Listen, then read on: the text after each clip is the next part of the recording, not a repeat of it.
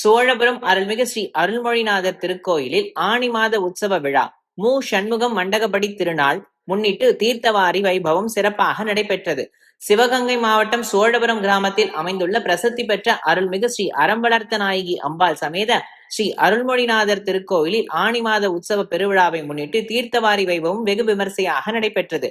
10ஆம் திருநாள் சண்முகம் மண்டகப்படி திருநாளில் சிவாச்சாரியர்கள் கிராம குளத்தில் அஸ்திரதேவருக்கு சிறப்பு பூஜைகள் செய்து திருக்குளத்தில் 3 முறை மூழ்கி எழுந்தனர். அதனைத் தொடர்ந்து அஸ்திரதேவருக்கு பல வகையான நறுமண திரவியங்கள் கொண்டு சிறப்பு அபிஷேகங்கள் நடைபெற்றன. பின்னர் பூக்களால் அலங்காரம் செய்து மகா கற்பூர ஹாரத்தி காண்பித்தனர். நிறைவாக சுவாமி மற்றும் அம்பாளுக்கு மகா பஞ்சமுக கற்பூர ஹாரத்தி காண்பிக்கப்பட்டது. இதில் ஏராளமான பக்தர்கள் கலந்து கொண்டு சுவாமி தரிசனம் செய்தனர்.